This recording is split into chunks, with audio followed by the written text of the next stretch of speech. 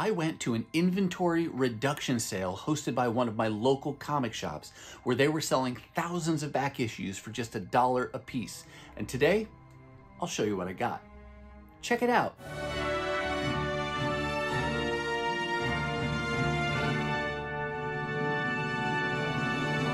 Hey everyone, and welcome to my channel. My name's Chris, and this is Northgarden Comics. Today's haul of books is one of my favorite kind of hauls to show you. This is a stack of dollar books that I picked up during a warehouse reduction sale hosted by a local shop in my area.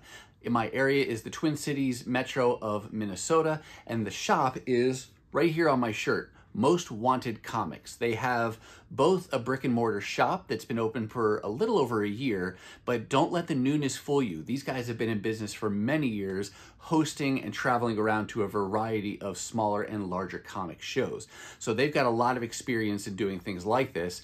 In this case, they rented an off-site facility where they had dozens of long boxes of inventory overflow that they were trying to get rid of, and so they priced everything at just $1 a piece. And for me, what that means is an opportunity to score books that are as new as current or recently concluded runs that I haven't been keeping up with new every month, and I can fill in some of those gaps. But then also it's an opportunity to go all the way back and find some things, even early Bronze Age type books, all for just $1 a piece. And so I had a blast spending hours on one of the days of their sale, and then I think I went back a second time because it was over like a Friday, Saturday, Sunday, and I found even more books the second time. Now in just a minute, I'm going to turn the camera around and I'm going to show you all these goodies. But first I'll say that if you're in the area and you want to check them out, I will put links to Most Wanted Comics down below in the description of this video. And also, if you like this kind of content, go ahead, give it a thumbs up, hit that subscribe, and click that bell for notifications so that way you'll get notified when I upload my next video. Now, let's go ahead and get to this great dollar haul. All right, we're going to get started with some Daredevil. I'll let you know ahead of time that I have grouped the books by title and or character, but other than that, we're going to jump all around from Bronze Age, Copper Age, Modern, and back and forth. So we're going to kind of hop, skip, and jump around there, but I did try to put a little bit of organization into the characters and titles groupings. Starting off with Daredevil here, this is issue number 234, one of only like 3 issues that I still need to complete my personal goal of having. It's really the 200s that I'm looking for, mostly because I want the Ann Nocenti run at this point. This book actually is the issue that it's kind of an in-between issue right after the Born Again story wrapped up in issue 233, and kind of an issue or two before Ann Nocenti's writing run really kicks off. But one of the few holes that I have left to fill. So very happy to have found that one. And then kind of going in reverse order here, here's going backwards to number 177. This is an issue out of the Frank Miller era of Daredevil. And Daredevil, like several of the characters you're going to see today, there's going to be maybe a portion of one or more volumes that I'm consciously working on. But at the same time, when I come across earlier books at $1 and in decent condition, I'm going to go ahead and pick them up as well, just because I love the era and I love having these older books in addition to the runs that I'm trying to complete. So grab that, and then it doesn't stop there though. Go back a little bit further. Here's issue 151. It's beat up, got a pretty significant creasing here. It's even got a rip on the cover, a little like fold on the bottom right corner here. But again, for just $1, I'm really happy with that, to add that to my collection.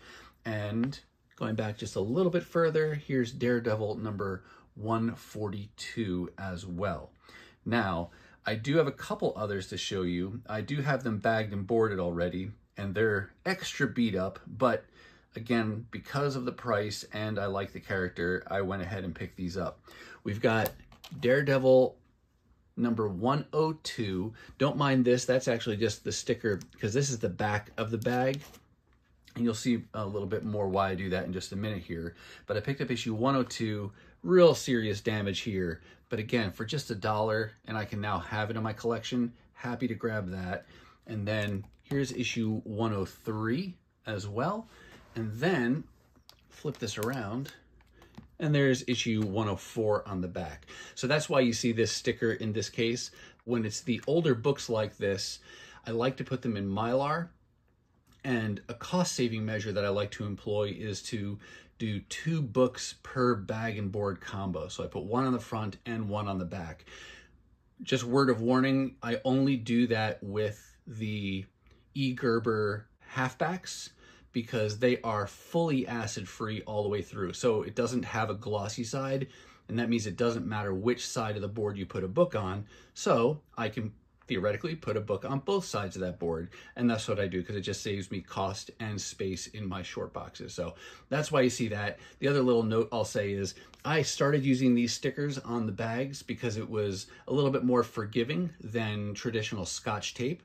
I have since actually moved away from this because somebody turned me on to a special kind of Scotch tape called Wall Safe, and that's been wonderful. And it's a little bit more transparent. It's not fully transparent, but it's a little bit less kind of obstructive to the art view on the back of the book there than the white sticker is. It's kind of a glaring spot there. So just a couple little details there in case you're noticing those things as you look at these books.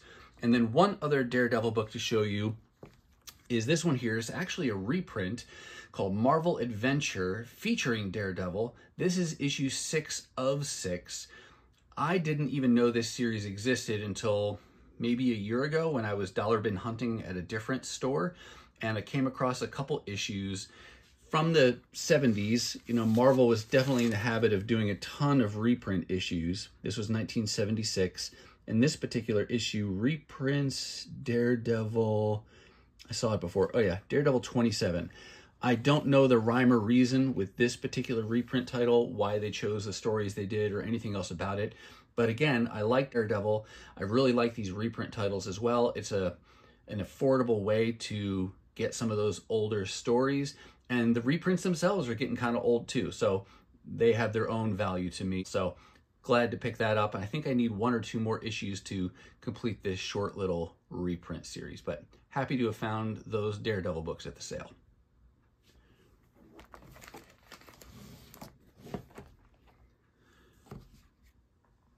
Next up, let's look at some Captain America. This is issue number 188, and again, just an older Captain America issue that I'm happy to get for just $1.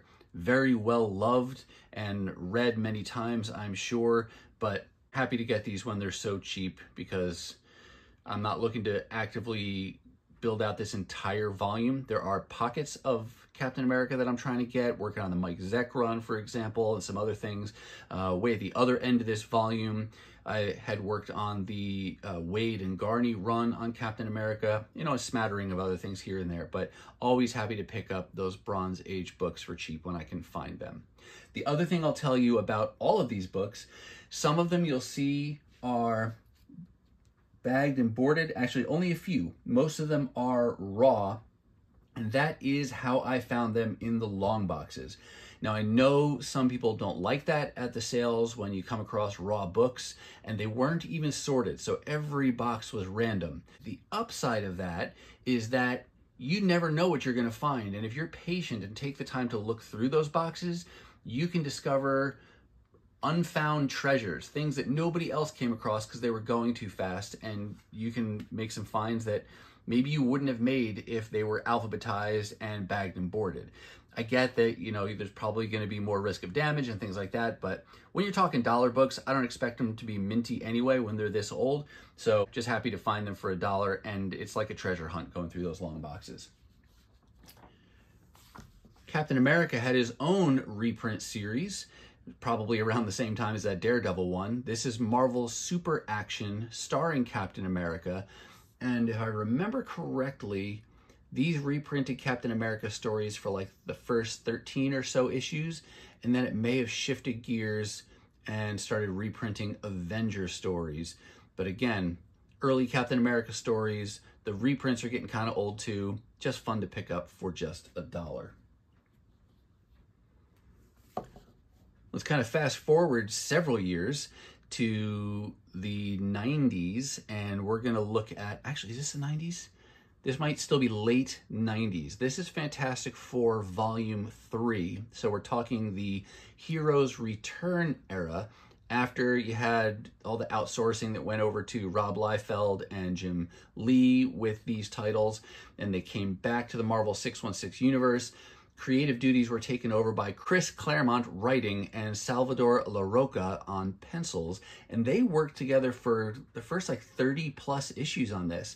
And so while I'm trying to collect all of Fantastic Four ultimately, the Salvador Larroca and Chris Claremont era is one I'm particularly focused on getting as I try to build out Volume 3. And on this sale day, I got issue 6 and then issue 10 as well. So a little bit of progress there, chipping away ever so slowly. Nice thing about this volume, not a lot of keys, so most of these can be found rather affordably in the dollar bins.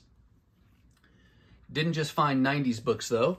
I did find a nice old Fantastic Four. This is their king size special, their annual number 8 from 1970. And this is an example of what I meant by barely Bronze Age, right? We're talking, what was this, June of 1970, something like that. And you can tell by me handling it, that cover is kind of loose, but I can't quite see it. I don't want to risk damaging the cover anymore, but just a nice old annual to find for just $1. So happy to get that reader copy. I'll put that in Mylar, and even with the damage on the cover, it'll still present kind of nicely in that Mylar bag.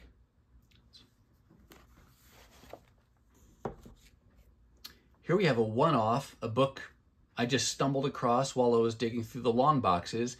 This is an example of what appears to be, based on the title, a Marvel fan magazine. What caught my eye was the cover art done by Adam Kubert, and it seems to be just a magazine of articles and kind of a checklist of what's coming up and different character write-ups and things like that.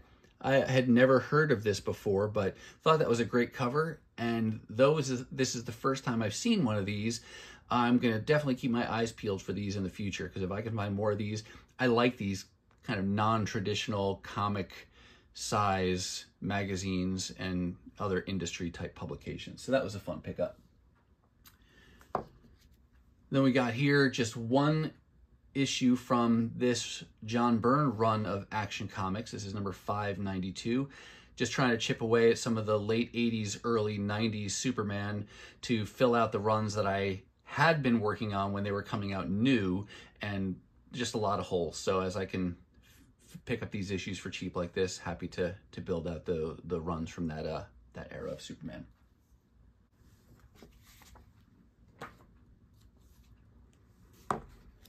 I also said that at these sales, I can get very new books, so things either from current runs or recently concluded series, and it really helps me because I can't buy every month everything that I'd like to buy new. It just gets too expensive, and so I pre-order the things that I'm most committed to having, and then I roll the dice and I gamble on trying to find some of the other things down the road when I can get them as back issues, hopefully at a discount. And a lot of books do wind up in the dollar bins. This is an example of a series. I loved this cartoon when it was on originally back in the, I guess that was the 90s, and now Dynamite is doing the title, or I should say titles, because they did this first run that was just called Gargoyles, and then they've had a couple different follow-up series that have had slightly different subtitles after them. But this first series is one where I'm trying to get the Jay Lee covers, because he did variants for just about all the issues, if not all of the issues in that first run. So I have the first 6, and this is my first kind of issue beyond that issue 6, and got this issue 9 with the cool Jay Lee cover there. Lots of limited series going these days around the fall of X, and one of them was Uncanny Avengers. I liked the previous volumes of Uncanny Avengers, and so I wanted to get this, but didn't get them all new. So I was able to pick up issue 4 and 5 at the sale, and I think with those I have that limited series complete now. Another Fall of X limited series, Uncanny Spider-Man. You've got Spider-Man, but then you have Nightcrawler dressing up as a version of Spider-Man. I haven't read these yet. I still have one more issue to go to have the whole thing, and then I'll read the whole limited series. So I don't know the full story as to why he's dressing up like a version of Spider-Man, but we'll get into that when I complete the limited series. Another limited series, so it's this Dark X-Men. Here's issue 4 and 5, and now I've been able to complete that one. And then one more limited series, Jean Grey. I had all of the issues and then was missing issue 4. And this was a funny example of a book that on the first day I was at the sale, I do distinctly remember seeing this book, but in my mind, I didn't think to check the CLZ app to make sure. I just thought, oh, I've got that one, I don't need it, and I just continued on my way. Got home and realized, of course, oh no, I actually need that issue. So the second day I went to the sale, I did specifically spend some time hunting for this issue, and I was not sure I'd be able to find it. It's like looking for a needle in a haystack, because they only had one copy to my knowledge, and there are dozens of long boxes. And fortunately, my effort paid off, and I was able to find it again, and now I've completed that Jean Grey limited series. Not just limited series though, I was able to make progress on some ongoings. This is the now concluded Immortal X-Men, ran for 18 issues, and I picked up issue 17 with a cool Mark Brooks cover. And then a variant for number 18, that's the final issue in the series. And then similarly, X-Men Red, another one of the ongoing series that recently concluded, also after issue 18. So I got the final issue from that series. Here's a one-shot called Timeless.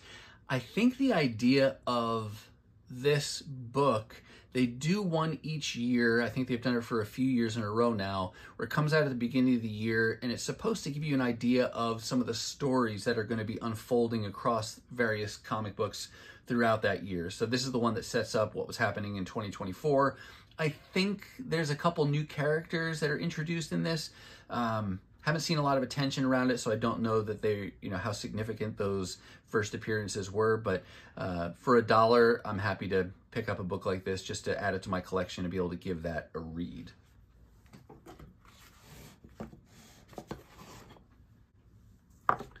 Keeping with the new books, here is X-Force number 47. This is a title that I was collecting new for a while, then I stopped, and I've been trying to piece together the run. I'm particularly interested in the story that's going on here at the end of the volume, because Beast has gone bad, and sorry, spoilers, and in this final story arc of the series, the team is taking some drastic actions to get Beast back to being a good guy. So got a couple more issues in order to complete this one, and then I'll be able to read that story. But X-Force has historically been a pretty reliable title anyway, and I love the characters that make up the team. Here we've got Avengers number 8. This is the current volume of Avengers. Not keeping up with this new, but happy to pick up these issues when I can find them for $1. And then here's Spider-Gwen Smash. I don't know if this is a one-shot. It might be a limited series. I just thought it was a cool, is it David Nakayama? I forget his name now. DNA. I recognize his initials. Yep, David Nakayama doing the cover art there. Just like the pink, liked Spider-Gwen. So just a cover by on that one. I'm a Carol Danvers fan, and while I am a fan, I am not keeping up current with her newest title. This Dark Tempest is a limited series that took place between the end of the Kelly Thompson run and the beginning of the current volume. And so this was one more piece of that puzzle to try to build out that limited series. And then also from that in-between time, this is a one-shot called Assault on Eden. So I picked that up as well. Happy when I can score those for $1. Then I got some Sean Murphy.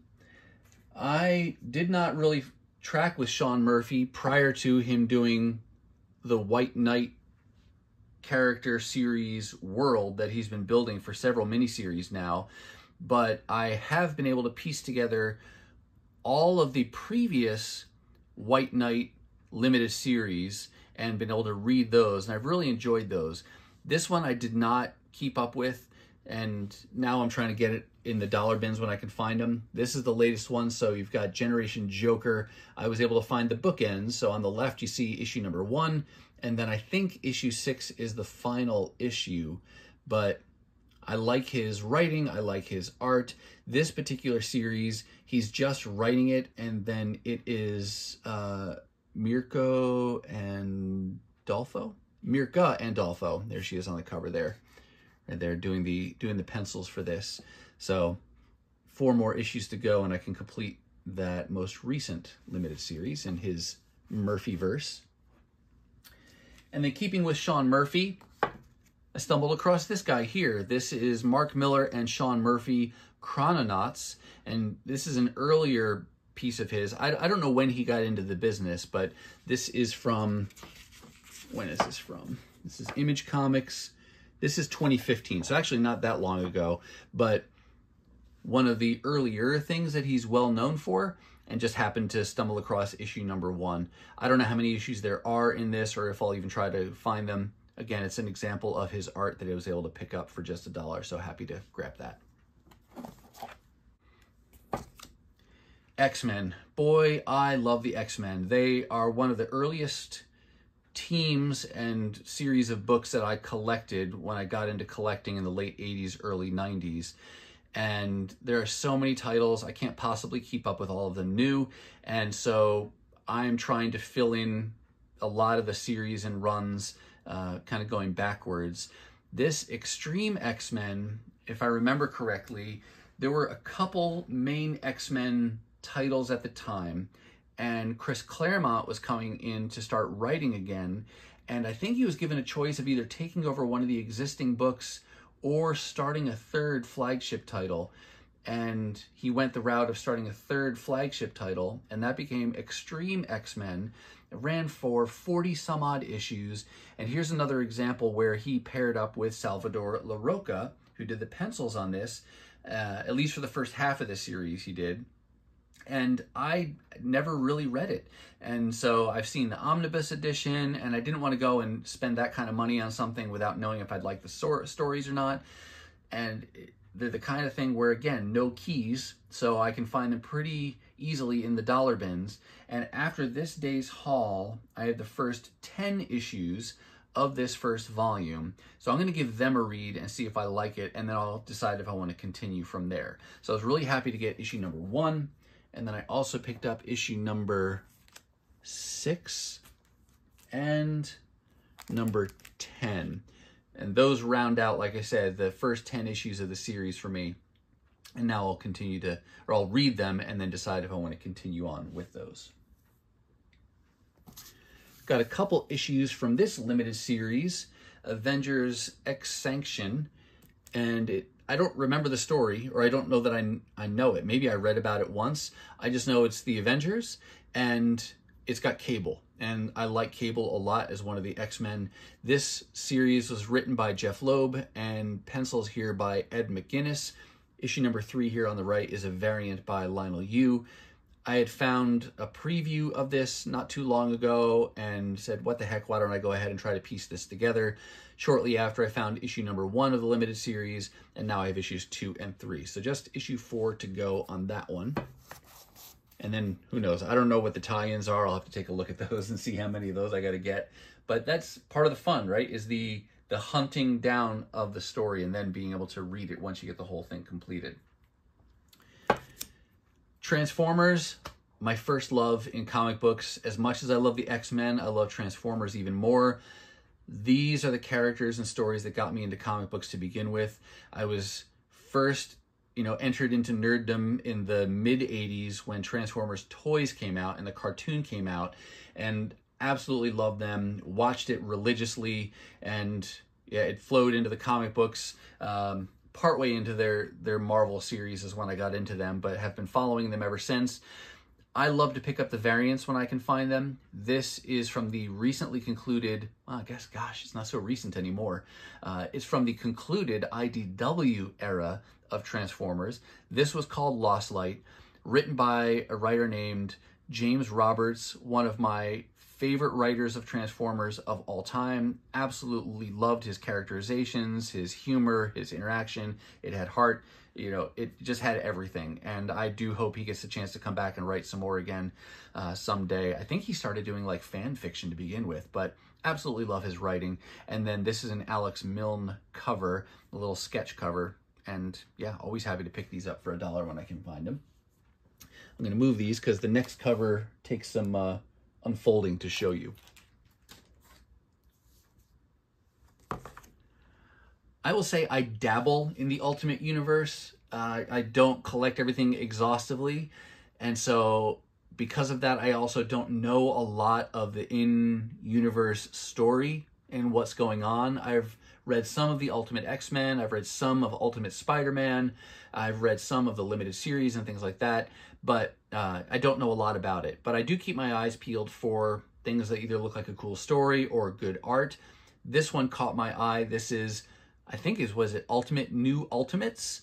And written by Jeff Loeb, and Frank Cho does the pencils on this, and I like his art, so I figured, what the heck, it's a limited series, let me go ahead and get this. But you may have seen gatefold covers before, but I'll be honest, out of all the gatefold covers I've ever seen, I've never seen one with as many folds as this one. I'm going to see if I can do this without actually damaging the book. I may have to come around, actually.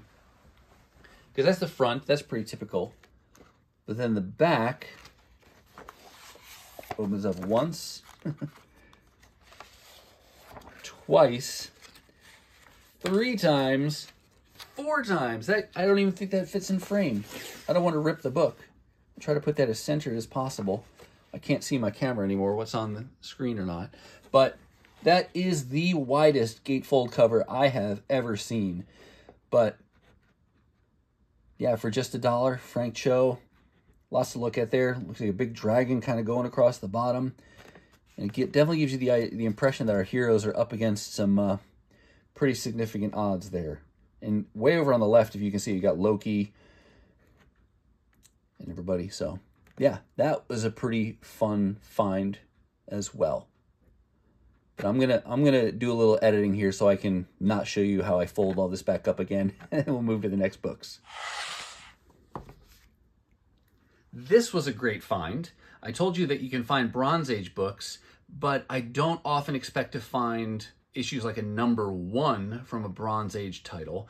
Now, it's not a majorly valuable book. It has a little bit of value because it's a #1, but I see these John Carter Warlord of Mars books all the time in the dollar bins, but I've never seen a #1. And so when I did come across this, I absolutely had to grab it just because it's so cool. And this was written by, was it Marv Wolfman? And then Gil Kane doing the pencils, is that right? Yeah, Marv Wolfman, Gil Kane, and Dave Cockrum on here as well. Just a cool sci-fi fantasy title. And again, not working on this volume at all, but really fun to find a #1 like that. Here we've got a Thundercats book. This is Enemy's Pride #2 of 5. I loved the Thundercats cartoon as a kid, never collected any of the toys. And then when they were doing kind of the relaunch of comics with Wildstorm, they had a variety of short limited series, and in the last 5-7 years, I've decided as I come across those, I'll add those to my collection. I have most of the first volume that was done under Marvel, missing maybe 4 or so issues, but I just love the Thundercats. And yes, I am collecting the new Thundercats ongoing series that's being done by Dynamite. Very excited to see that around. But I like to find these issues, or I like to pick these up when I find them. This Enemy's Pride limited series, this is the first issue I have in this one. I don't have any of the issues from this one yet, but this may be one of the final limited series that I need to conclude to have kind of all the comics under Wildstorm from that time. Another cool find in the Thundercats realm here is this Thundercats Battle of the Planets. Just a one-shot, which is nice, which means one and done. I don't have to worry about hunting anything else down. But you've got a J. Scott Campbell cover, and he did a few covers during this time. And then inside, though, you've got the writing and pencils done by, is it pronounced Care Andrews? But he does the pencils inside and the writing. And I like his art style as well. And I watched both of these shows way back when. So just another fun find, and it's in really nice condition. So happy to find that. Here we've got one issue from Gen 13, not a title that I'm working on collecting, but as soon as I saw it, I knew it was a Jim Lee cover, and I love Jim Lee's art, so figured I'd grab that. That's an easy one. And he does do the interior pencils as well. I want to say with J. Scott Campbell also doing some of the pencils inside. Story, Brandon Choi, Jim Lee and J. Scott Campbell doing the... Oh, I'm sorry. Story is written by Brandon Choi, Jim Lee, and J. Scott Campbell. You've got pencils by Jim Lee. Okay, so there you go. So J. Scott Campbell is one of the writers on this. He doesn't do any of the drawing. But that's just a cool Jim Lee cover. Here's one Carol Danvers book that I did not properly group with those others. This is from her first ongoing series, Ms. Marvel, and another series that I'm not actively pursuing, but when I can come across these issues in relatively decent condition at a good price like this, then I'm definitely going to pick those up. So just that one issue 11 from her first series. Here are some fun books. More Bronze Age goodness. Marvel Feature presents Red Sonja. This ran for, I'm going to blank. Did this only run for 7 issues? I don't remember off the top of my head. I think it was just 7 issues. And just another series similar to that Ms. Marvel. I love the character, and so when I can find these early issues for cheap and in decent condition, I'm going to pick them up. I'm not collecting any Red Sonja today. It's just blown up, and there's 10,000 variants to every issue, it seems like. But these early issues are fun for me to hunt for. So I found issue 3, and then I also found issue 5, which is a really cool cover there, fighting that bear. The Bear God Stalks the Night. So great finds on those two. But then we're not done with Red Sonja. I also found issue number 10 from her first series where she's the title. It wasn't just Marvel Feature. This is just Red Sonja. This one ran for 15 issues, and I was recently gifted a copy of issue number 1 from this series, and that was a really fun surprise. Really excited to add that to my collection. I did a video on that and some other really cool Silver and Bronze Age books I picked up at the same time. I'll put a link to that above if you want to go check out that video after this one. But really happy to have found issue number 10 as well. Slowly but surely chipping away on my early Red Sonja collection.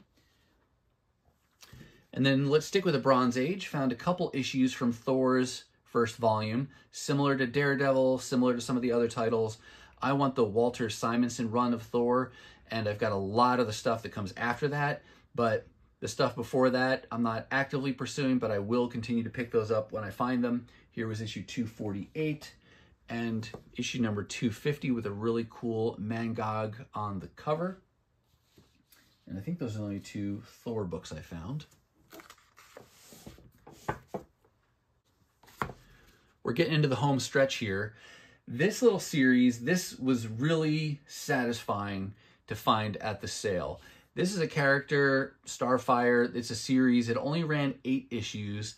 I still don't remember a lot about this title.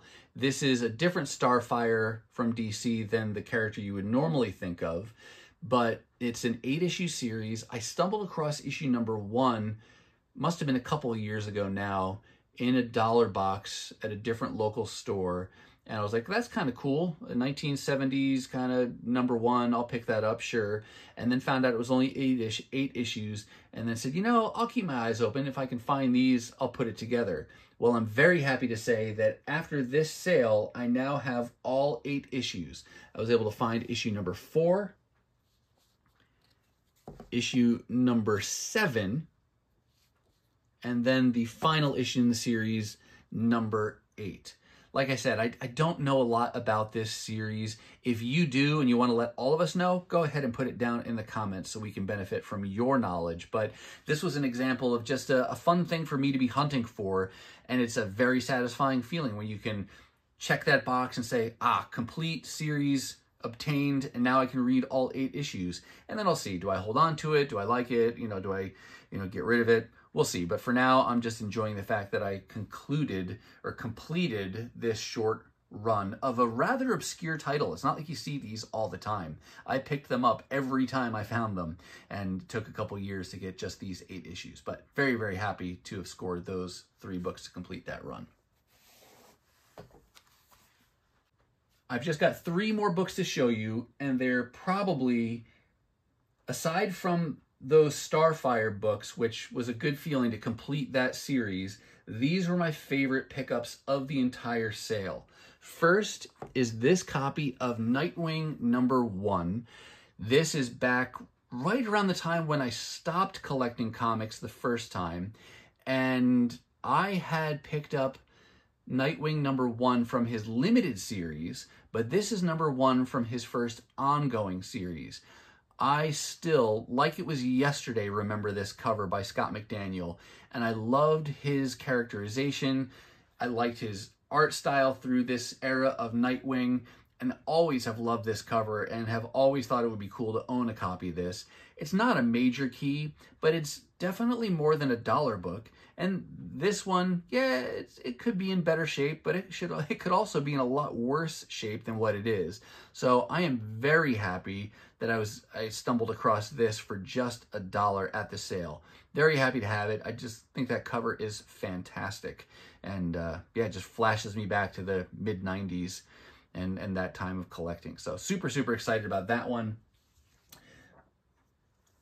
Here's another one that I'm very excited about, and most of you watching are probably looking at this going, what the heck is that? This is an example of a creator-owned book called Steampunk. The creator is Chris Bachalo, and on many previous videos I've said how much I like his art style. It does get confusing in some issues, especially in these earlier works that he did, but I still love his characterizations and I love his art style overall. This was one of his early-ish creator-owned works. He did stuff on Generation X in the 90s with the X-Men. He did stuff through the Age of Apocalypse and things like that as well. But this was like around 99, 2000. He did this 12-issue series under Cliffhanger. And I don't even know where I found out about it. Maybe I looked him up on Wikipedia or something like that and looked up what books he had done pencils on so I could start to add those to my wish list, and came across this, like I said, 12-issue series. And over the last several years, I have chipped away ever so slowly at this volume. And in a recent haul, I showed you where I found a chromium cover version of number 1, which blew me away. That was a great find. But this issue number 3 represents the last issue I needed to complete that entire series. And now I have every issue and every variant. I think there's really only 1 or maybe 2 variants in the entire series, so there's not that many to worry about. But still, I completed the entire thing, and so I'm super excited to have this. It's got several spine ticks here. It's got a crease here.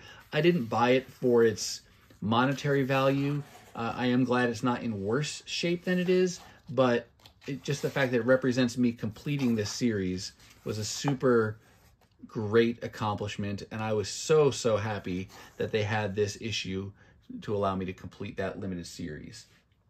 And then the final issue, which is probably tied with these other two for my favorite find, and such a surprise to find it in the dollar bins, Descender number 1.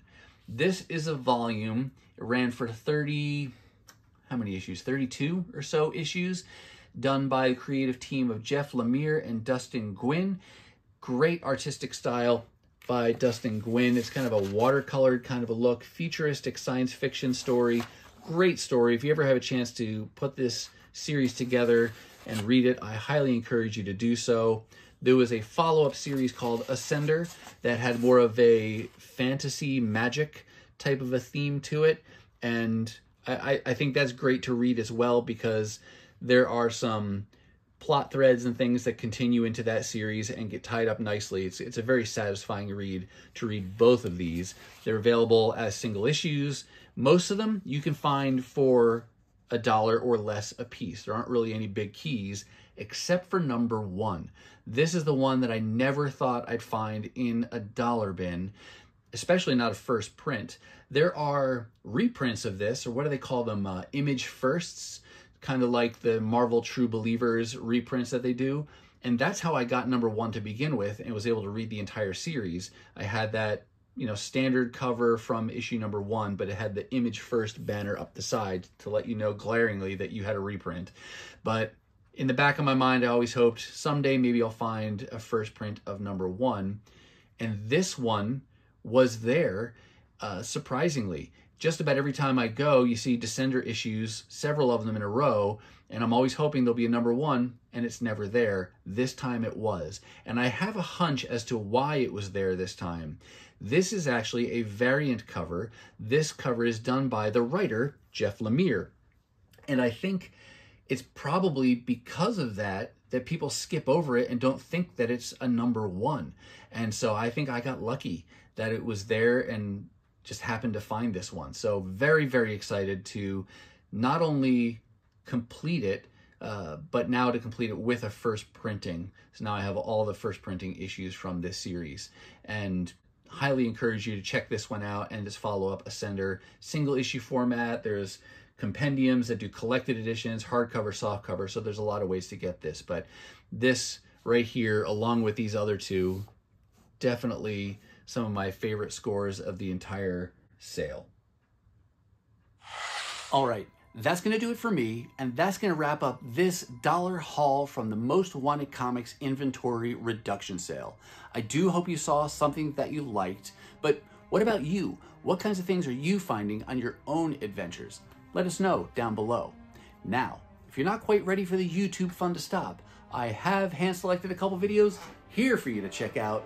As always, thank you so much for watching, and I'll see you next time.